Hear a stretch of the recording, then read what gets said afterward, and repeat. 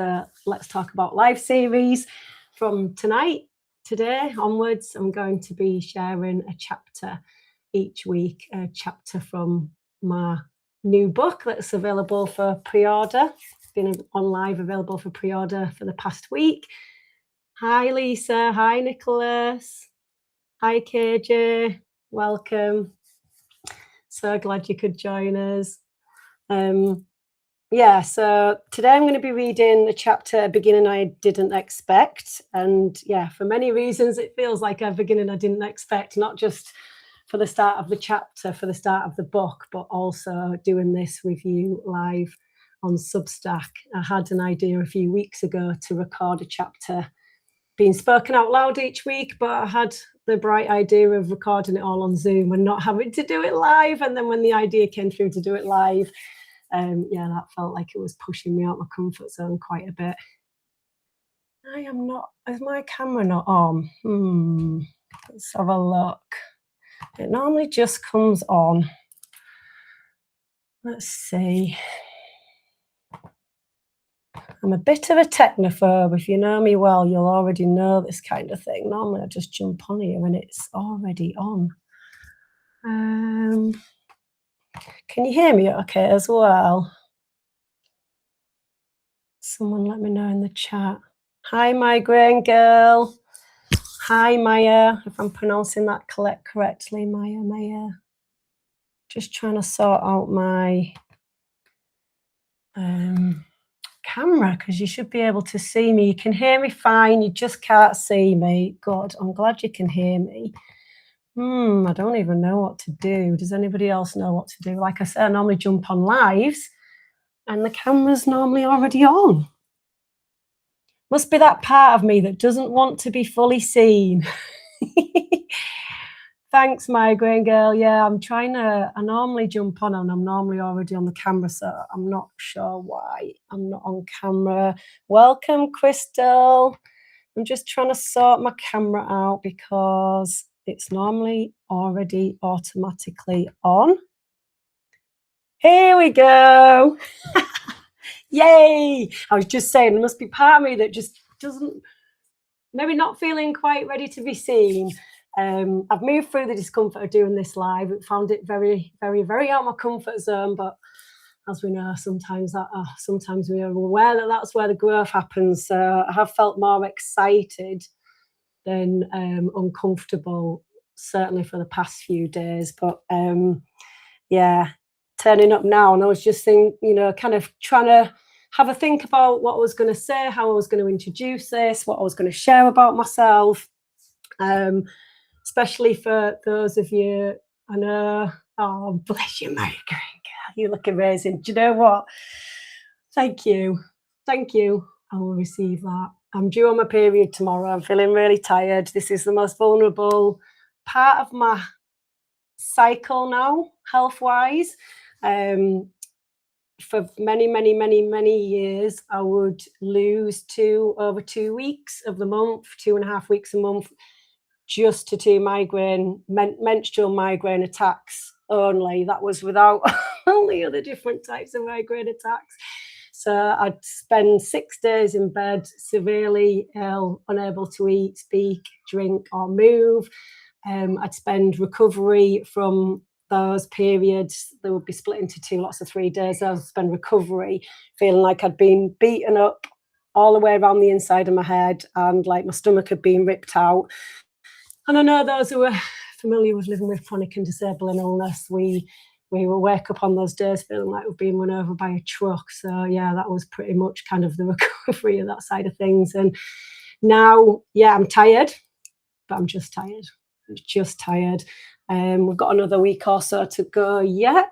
We'll see how I move through that time. I usually have at least a couple of days kind of mild symptoms, but it's been about 4 years since I experienced pain to an agonising extent, to that highest level of severity anyway. So welcome. That's me sharing a little bit about me. So we're going to be reading the first chapter today. I'm very excited. If you're new to my spaces, for those who are familiar, you'll know I love to open my space by lighting candles. We're going to do a lovely settling in meditation together if you're in a space where you can do that, because of course you can see me, but on a Substack Live I can't see you. So you could be doing any number of things, but for those that are able, you know, those of us who are here who can get cozy and comfy, pull on the blankets, let's do a little gentle check-in and make sure we've got everything we need. Perhaps we might like to have a cup of tea or some water. If you've got a candle too, you're very welcome to join me in lighting the candles, but I will light them on behalf of all of us anyway as we open the space. And yeah, just anything you need for your comfort, really. You might like to have a journal and a pen with you. There's nothing optional. This is all optional. It's all invitational. You can share in the comments. I mean, I love that. I love to hear from you. Oh, Crystal, thank you. Hi, lovely. You are glowing today despite the tiredness. Thank you. I really appreciate that. Thank you very much.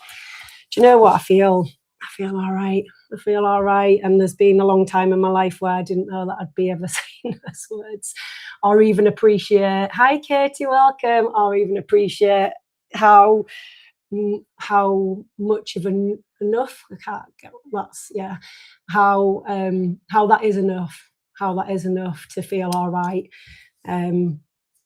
So yeah, welcome. So I like to tune into the energy of the space, of the people that we're bringing together. So before we've all come into the space together, I've tuned into the energy and for the energetic intention. So what came through, and that's what I'll do with lighting the candles, start by lighting the candles with.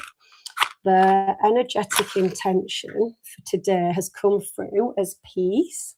So I'm going to light a candle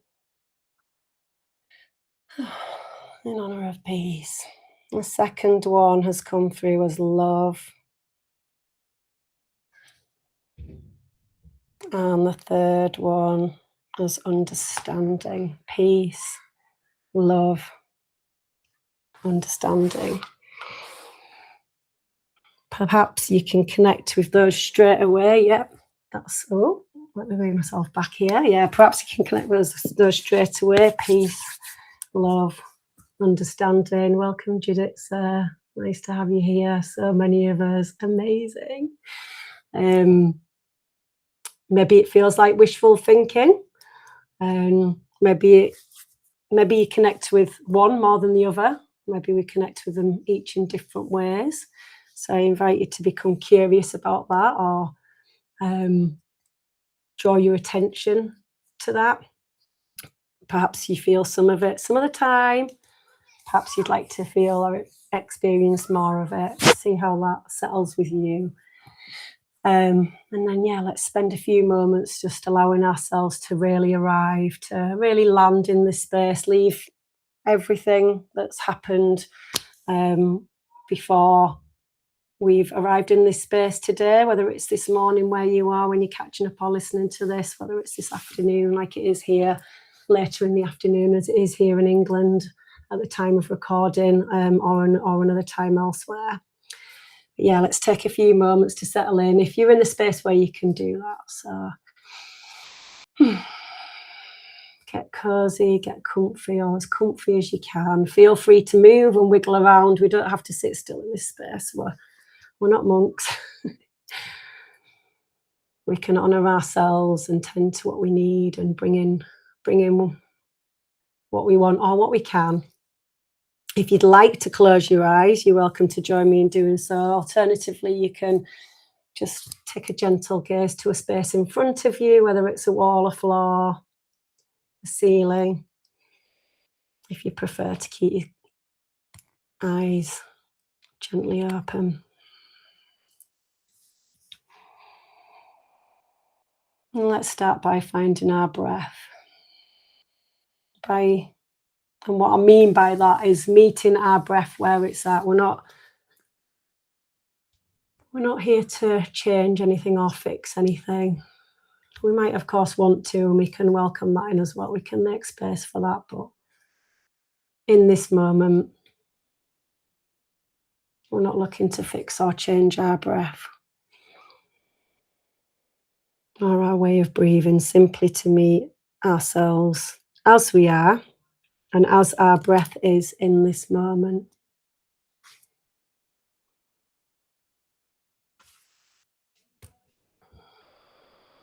Notice if you're breathing in through your nose or through your mouth. And similarly, where you're breathing out of as well. Are you breathing, exhaling through the mouth or through the nose? Knowing that there's no right way or wrong way of breathing. Only your way and only the way you are breathing in this moment. Take your attention to your body and notice whether you're feeling the rise and fall of your inhale and your exhale in your chest, in your belly,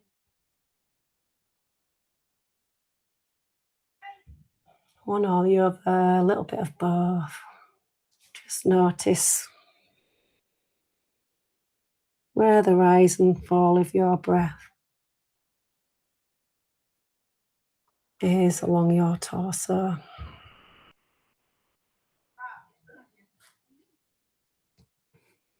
Gently breathing in. And gently breathing out. Perhaps it's the first time we're connecting to our breath this afternoon, today, this week. Perhaps our mind is racing as we take these moments to meet ourselves where we're at. We're not looking for anything to be different. Oftentimes it can feel like we really want to quieten that noise in our head, or that to do this perfectly we need to have all thoughts settled or cleared or gone away.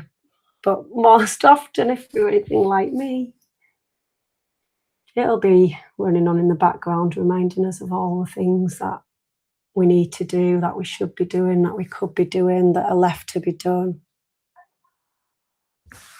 And we're not looking to eradicate that or wish that were any different. We're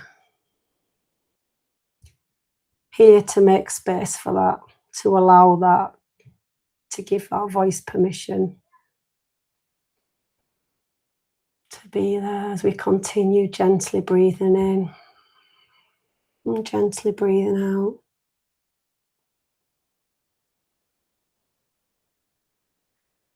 Perhaps feeling that seat beneath you or that support behind you if you're lying down. Just noticing that support really rising up to meet you, to hold you.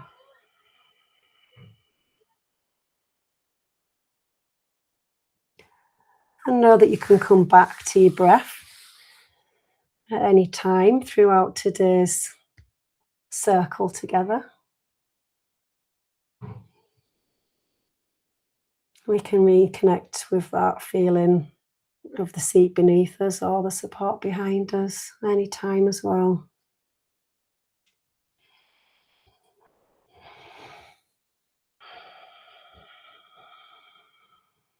And perhaps taking a longer, slower, deeper breath now, if that feels good to you. I know when I started, my breath was feeling a little bit more shallower, a little bit quicker.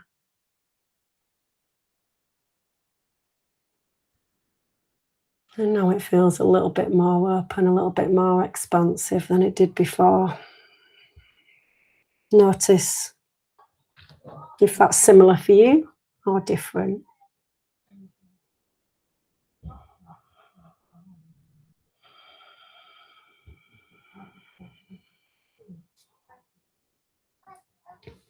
And finishing by taking a few more breaths. And when you're ready, and only when you're ready, just gently coming back into the space, back into the circle. Some gentle movements or rubbing your hands together. Maybe a little bit of massage. Just whatever feels good and nourishing for you in this moment. if you've participated with us.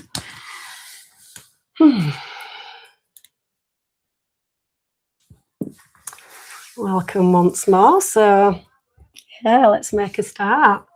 The book that's now available for pre-order, Migraine Root, Reclaim, Rise, has been many years in the making, many years in the writing. And I remember when I saw someone share the news about their book, and she wrote in the title of an email, "I wrote this book for you." And I thought, oh, wow, that sounds impressive. I feel like she's really speaking to me. And I wish I could say the same. I wish I could sit here and say, I wrote this book for you. But the truth is that I wrote this book for me. I wrote this book for the parts of me that needed it most. For the parts of me that had been left untended to for so long, unseen, unheard, not feeling recognised, not feeling helped, not feeling supported, not feeling listened to. Perhaps you can relate. And really, in turn, I've learned that as a result, I've written this book for the parts of us that most need it, the parts of me, the parts of you, the parts of all those of us who've gone before us, those of us who are here now, those of us who are yet to make it or yet to be here, for those parts of us. So that is how my book starts, with a dedication to the parts of us that most needs it. And I open with a quote that I'd like to share with you. I'll read it twice because I might share how I came to write these words, what inspired them. And the wind and the rain and the stormy seasons in our life can take away much, but they cannot take away our hope. The wind and the rain and the stormy seasons in our life can take away much, but they cannot take away our hope. And those words came to me probably at the end. I'm pretty sure I wasn't outside in a literal storm, but sometime at the end of an actual storm, not just living my life, that felt like I was in one relentless storm, being tossed around in the ocean in the great unknown with no life raft. Meanwhile, another storm was coming. This was a real storm a few years ago, and in the garden I had a plaque, and it said hope on it. I think it's got like a butterfly or something, and the storm had just torn through everything and smashed the plaque. But very clearly were still the words hope, and that's where the words, the wind and the rain and the stormy seasons of our lives can take away much, but they cannot take away our hope. So thank you for being here. I'm going to be reading chapter 1, a beginning I didn't expect, but I thought I would introduce this, what has turned into a body of work, by reading the author's note that I've written to you at the beginning of the book. Everybody carries a story. Every nervous system whispers its wisdom. This book is a bridge to hear them both. This book was not written from a clinic desk or laboratory bench. It was written from the inside of migraine, from the long nights, the quiet rebuilds, and the years of listening to what my body was trying to say. I am not a neurologist or headache specialist. I am a human being who has walked with migraine as both student and witness, who has studied its science and spirit, and who has helped others find their way through it. My qualifications are lived and learned, part biology and part biography. What you'll find here is not medical advice, but a bridge between the physiology that medicine describes, the energetics that ancient traditions name, and the lived reality that no textbook fully captures. Healing happens in that in-between space where data meets intuition, where evidence meets experience, where the body's chemistry meets the soul's timing. You do not need to take everything here as fact. Take it as invitation. An invitation to see your own patterns more clearly, to reconnect with your body's wisdom, and to walk your path of healing with curiosity and compassion. This is not a manual of answers. It is a conversation, a dialogue between you and the intelligence already living inside you. Because ultimately, healing is not about credentials. It is about coherence. The moment when what you know, what you feel, and how you live begin to move as one. This book does not assume one body, one gender, one culture, or one nervous system.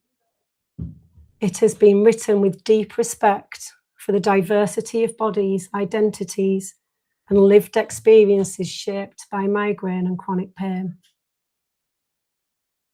Migraine and chronic pain move through queer bodies, trans bodies, disabled bodies, racialized bodies, and spiritually plural bodies, often in ways that are unnamed, unstudied, or dismissed.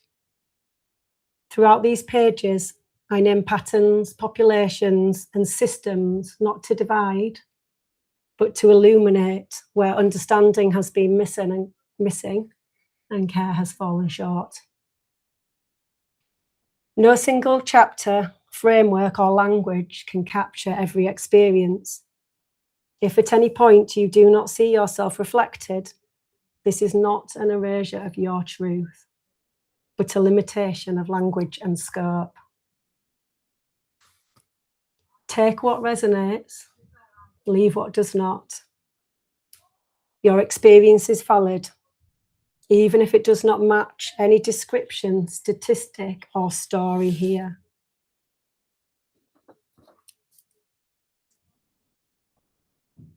Throughout this book, I draw insights from disability justice, queer and non-binary writers, and trauma-informed healers whose work reminds us that healing is not about becoming normal, but about becoming inhabited. Healing unfolds within the context of our bodies, stories, and the world we live in. It asks us to hold both our pain and our privilege with tenderness. Privilege is not something to be ashamed of or defended, but a call to awareness, responsibility, and compassion. It takes many forms: physical, emotional, spiritual, systemic. Recognizing privilege shows us where life has opened easily and where it asks us to wake up. Met consciously, it stops being about guilt or comparison and becomes a quiet stewardship. An opportunity to include, empower, and uplift. Privilege becomes a sacred invitation to participate in collective healing and to bridge distance with empathy. Our liberation is deeply intertwined. My hope for you is that this book meets you wherever you are, whether you carry visible privilege or invisible pain. Healing is not a competition for worthiness. It is a collective return to wholeness and a reclaiming of trust in your body, your story, and your wisdom.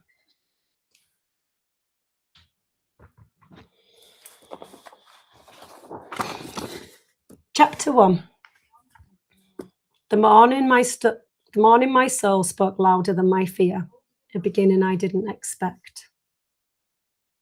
This is the story of how I got here. This is the map I wish I'd had. When the body remembers what the mind forgot. There comes a moment when the body remembers what the mind forgot. You were never meant to live afraid. Outside, it's late autumn, turning into early winter. The kind of cold that quiets the world. Snowflakes hang in the air as if time itself is exhaling slowly. Trees stand nearly bare, preparing to enter the deep rest that winter always brings. Nature knows the season has shifted. My body knows it too. Worry has been rising in gentle waves for days, asking for space, asking to be felt. And I resisted, not because I didn't understand it, but because discomfort still unsettled something ancient in me, something I once outran with everything I had. The new moon, the new cycle, and the new truth. It was the morning of the Scorpio new moon, a beginning within a beginning, a fresh lunar cycle, a portal into the year ahead. A reminder of something a chronically ill friend once told me during the year my life collapsed. A lot can change in a year. 6 days had passed since my last monthly bleed. My body's quiet request for slowness, for softness, for listening. As I stood inside the stillness of that morning, I felt time stretching, not rushing, not demanding, simply inviting. A memory that marked a turning point. My mind drifted back to a piece I'd written nearly 4 years earlier. You can't rush your healing. It was born during a season of agony and awakening. I was raw, terrified, and yet somehow more alive than I had been in years. In that piece of writing, I had remembered the time in a previous home where I opened the balcony doors, letting my healing playlist echo between buildings. I recalled anchoring myself so deeply because if I didn't, the tides of anxiety and vomiting would have pulled me under. Darkness has been a brutal teacher, but it always taught. Sunrise became my reminder that everything changes, even when the mind insists it won't. That morning, then and now, offered insight, revelation, connection.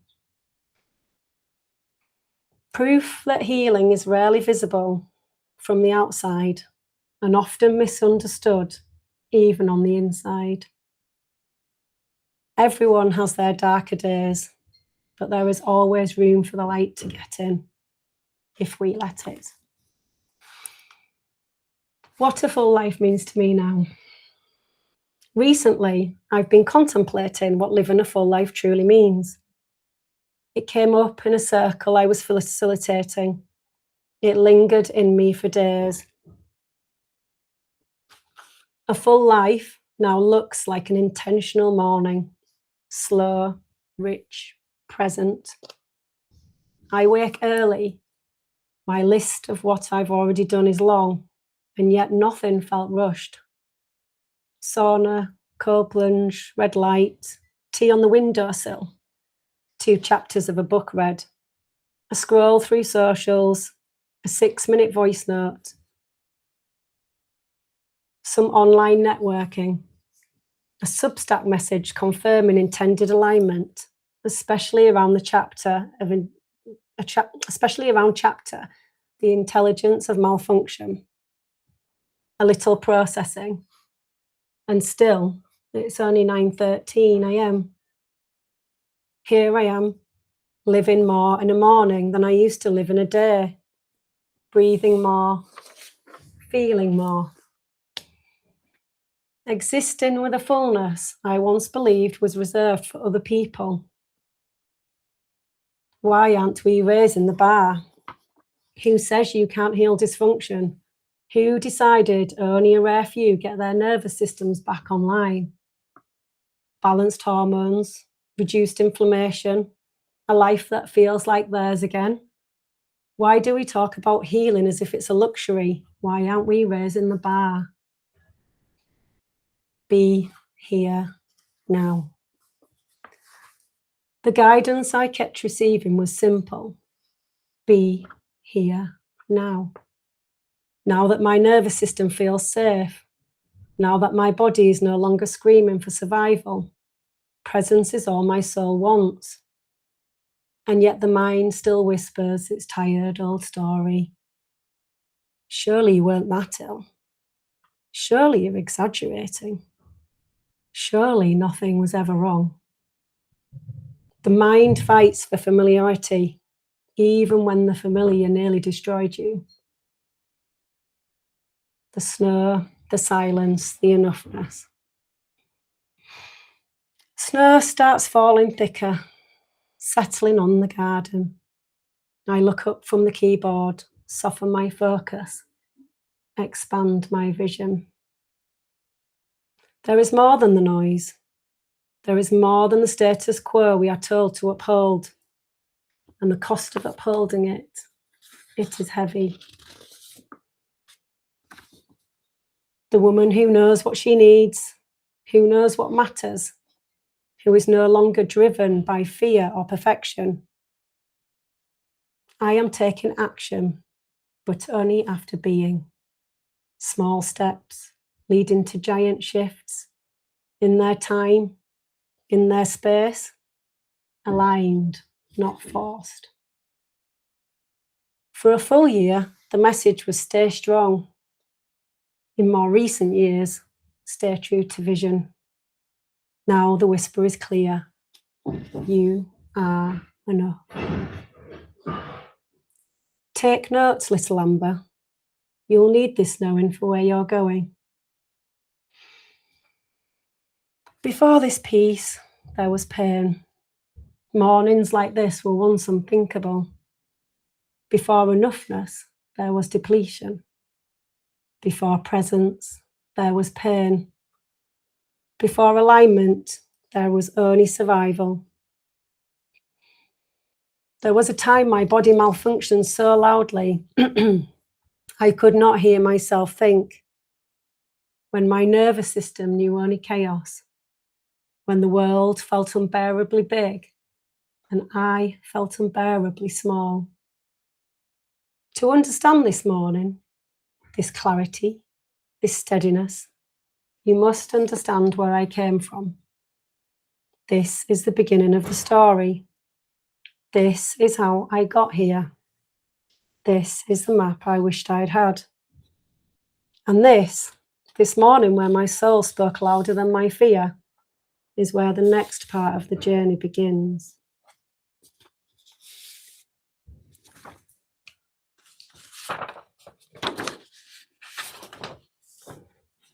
I might have missed a page out. Whoops.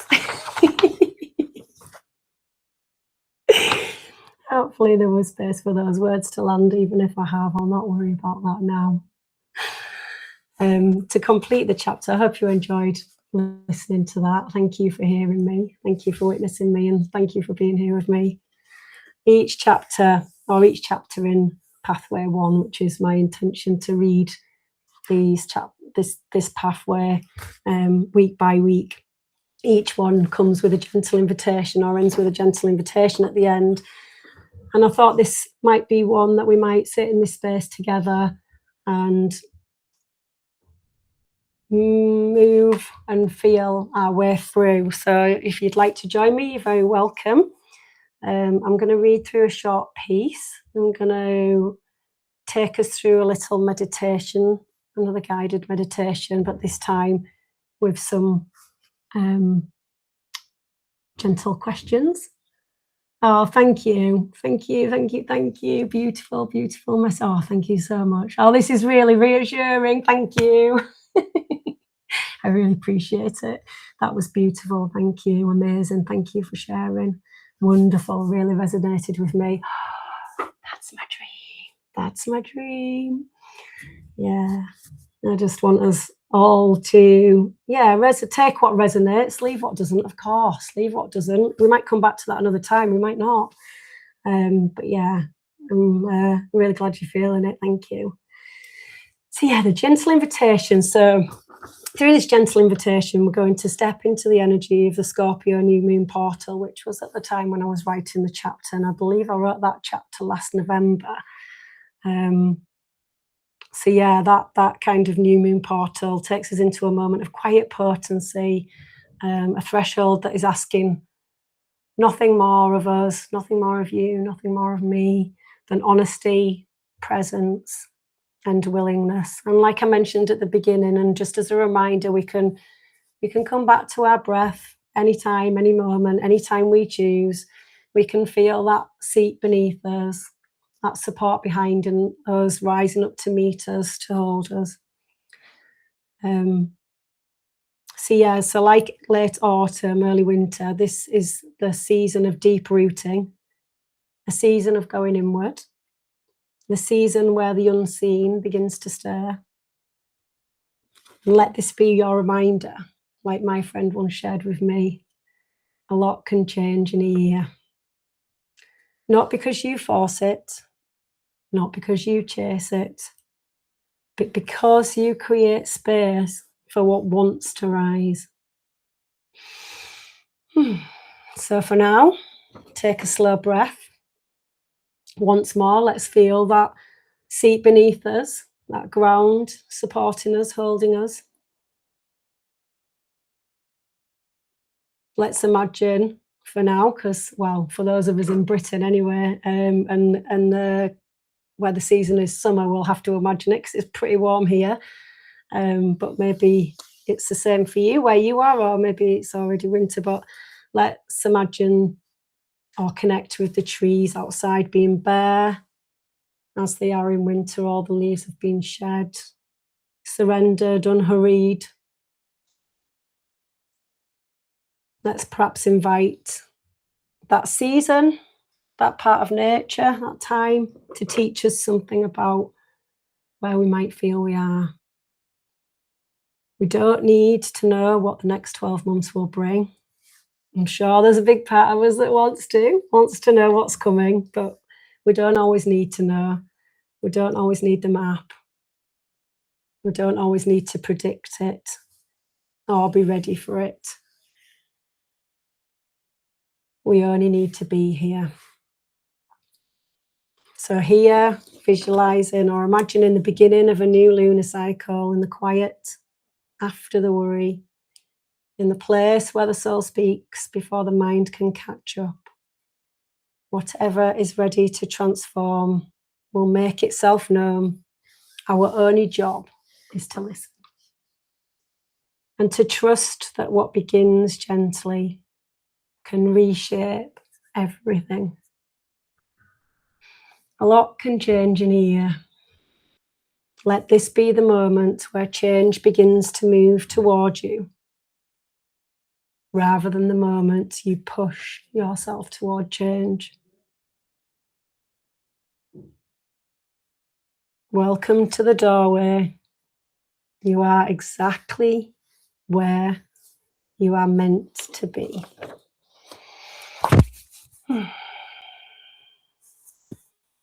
Notice how that feels. Does that feel like confirmation, familiar, unfamiliar?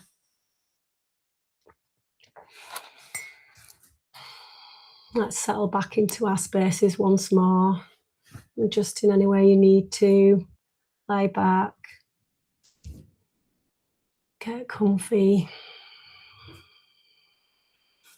Close your eyes if you wish, or take a gentle gaze to a space in front of you.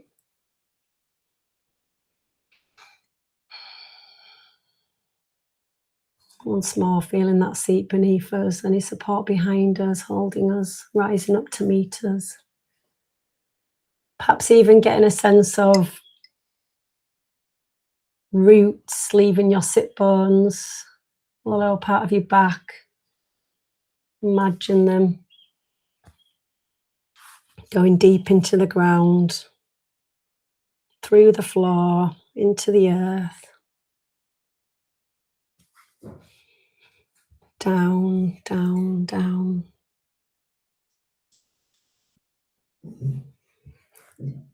And somewhere in this chapter we spoke about there being a light, connecting to the light, even when everything feels really, really, really dark. Sometimes, oftentimes, it might even feel hopeless. We might feel helpless. We're not looking to, like we said at the beginning, we're not looking to fix or change anything. We're looking to meet ourselves where we are now, in this moment.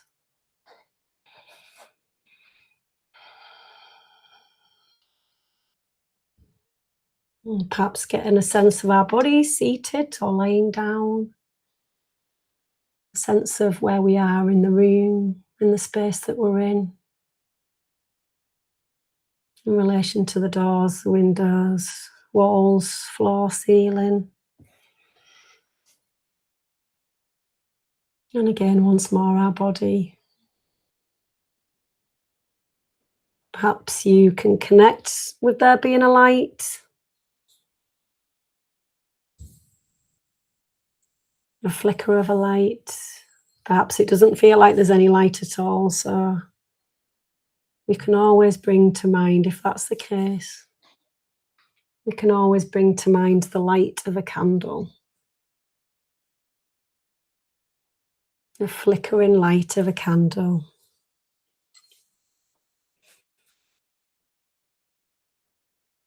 Let's focus in on that light, no matter how small, how much it flickers. Perhaps bringing to mind the colour, the yellows, the oranges, any blues.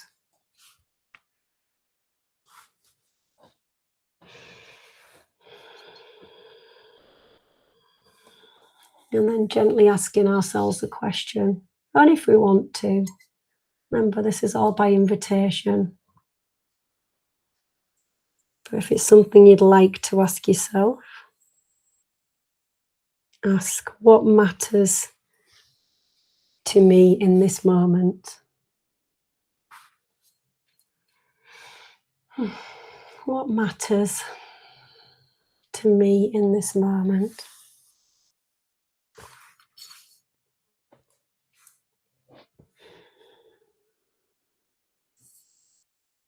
Perhaps the answer is clear, perhaps it's not so clear.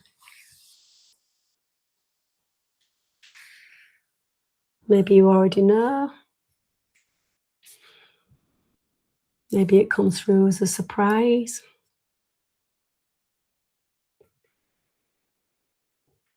Remember, we're not looking to push for anything or chase for anything.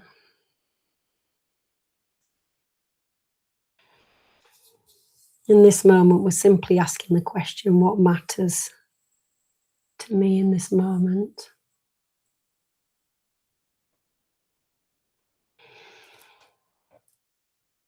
And keeping that image of that flickering light, whether that's a light you connect to or with in your body, or the light of a candle that you can see in your mind's eye.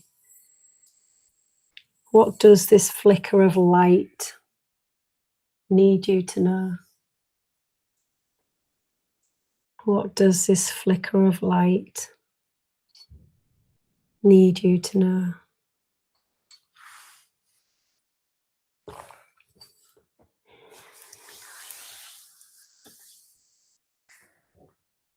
Perhaps it's a word, perhaps it's a sentence, but perhaps you notice a change in the light.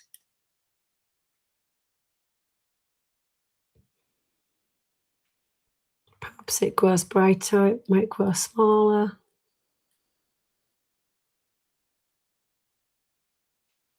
What does this flicker of light need you to know?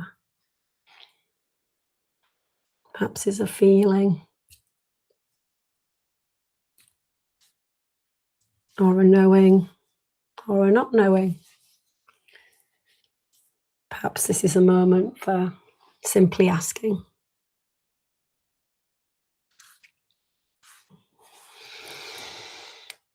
Maybe we can breathe into that, the knowing and the not knowing, the feeling, the discomfort, the uncertainty, the clarity, the insight, the wisdom.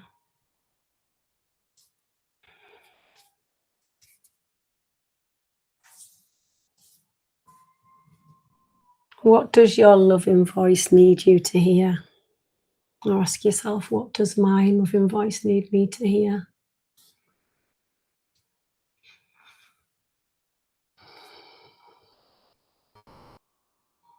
Perhaps it's a gentle reminder that you're enough,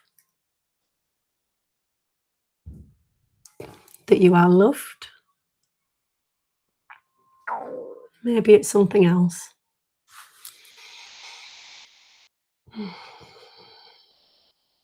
What does my loving voice need me to hear?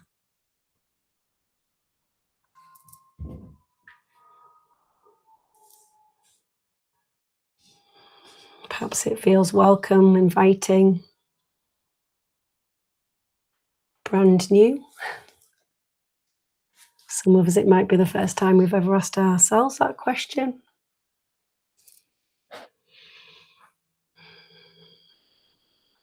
You know, the first time I asked myself that question, nothing to worry about, nothing is wrong, came through. Nothing to worry about, nothing is wrong. Up until that point, I didn't know that. I thought there was a lot to worry about, that there was a lot wrong.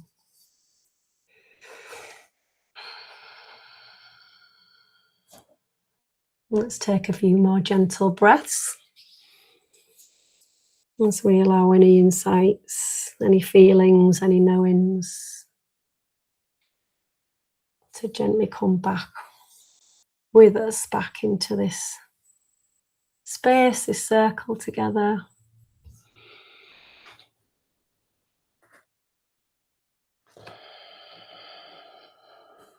If you'd like, if it's something you want to do, if you'd like to take a few moments to jot down, make any notes of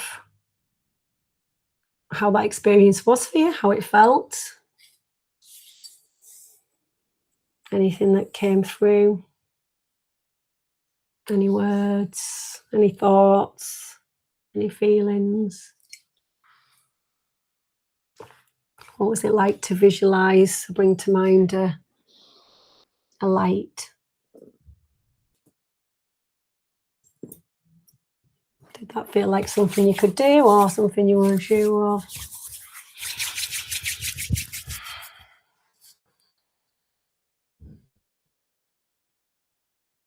I feel like for me, I had a light that won't go out. I bloody wanted it to at some point, I can tell you. But it just wouldn't, it refused to blow out, no matter how small it got and how sheltered it was and how hidden away from the world. It just wouldn't go out. And it felt pretty small for a long time. And then as it got brighter, that felt pretty scary, actually. Oh, wonderful, Morgana. My flame was flickering, yet its message was steadiness. Steadiness. Wonderful. Thank you for sharing that. I'd love, and again, invitation only, of course, no pressure, no expectation, but if you would like to share any insights, any reflections, and it can be about the, you know, what you've experienced there in the last few minutes, what we've experienced together in the last 40, 50. Oh, Lisa, the flame was steady and my message was, you've got this. Oh my gosh, my friend, she was so great during the toughest times. She sent me, it's like a plaque. I put it in my bathroom, so I was going to say it's for your bathroom, but probably people don't put it there, but I put it in my bathroom. It was a plaque and a candle with like yellows and blues, which were actually my power colours. And it said, "You've got this." Really bloody needed that message. I really need it. It didn't feel like I had it at all. It felt like I was losing everything. And I did not know at the time that I was only losing what was not meant for me and what I could live without. It did not feel like that at the time. It was a very powerful message to have around me.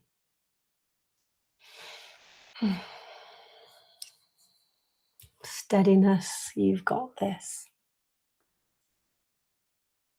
The one that's been on repeat for me the past, it was the Loving Voice one.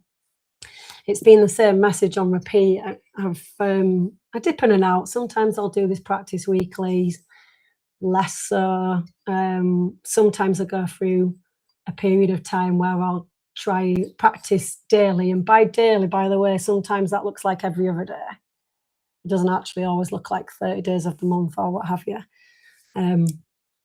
Sometimes that looks like every other day, or back when I experienced a lot of bedbound days, there would be these long periods missed of any of my practices because I simply couldn't do them. So yeah, when I say daily practice, I just mean try.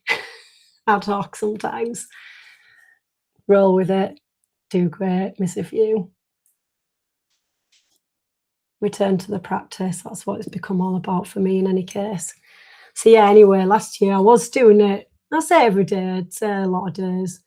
And the same message on repeat, what does my loving voice need to hear? And it was, you are enough. You are enough. You are enough. Every day. And I thought to myself, oh, I think it's trying to tell me something. Maybe I need to embody this one. And then that became an intention for this year. Like, right, I'm really going to try and embody this enoughness.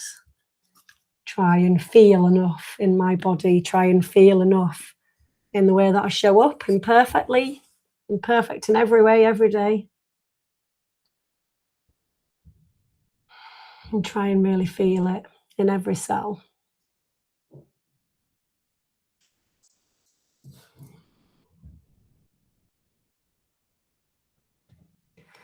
Anyone else like to share anything that they've experienced or come through for them, or ask any questions? Very welcome to ask any questions. This will be available for replay, so unlike the other circle spaces that I offer, where we're all on camera together and there are vocal shares within the spaces, they're always unrecorded, but this one is recorded because it's live on Substack, and I'll be able to share the replay, so there will be other opportunities to return to this practice if you ever found yourself wanting to.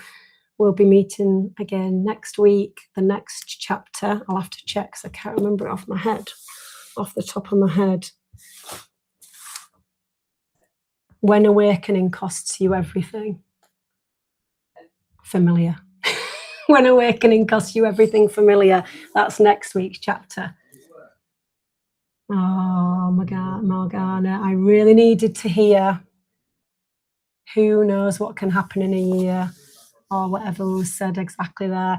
Yeah, so a lot can change in a year. Who knows what can happen? I mean, I love that because that's just such an open-ended question. Who knows what can happen in a year? Our mind will tell us all sorts. It'll tell us there's danger ahead and we're going to lose everything, and where we're going to live, and how we're going to cope, and how we're going to survive. And these are all very real questions. They're very valid. We do need to ask them and tend to them, but we don't necessarily need them to be the only question, the only thoughts that we have. We can find ways to express them. So yeah, who knows what can happen in a year? I might start asking myself that question instead. So what happened in 2018 at the full collapse of my life, when I lost my health, my job, my career, my income, my dad had just died. It was a really shit time. Yeah. Also, I mean, arguably the worst year of my life, but also I can see now also came with it was a big catalyst for change. And one of my school friends, I'm very good friends with her now, but she was a school friend at the time. She'd lived with endometriosis and chronic ill health and infertility and ectopic pregnancies, and she'd really, really, really been through it. And I used to look at her sharing openly on her social pages, never ever knowing that anything like that could happen to me, because we always think it happens to other people. Never ever saw that coming at all. But I always used to look at her with awe because she was sharing pictures of her procedures and what she was living with and the reality of it all and what she was really going through.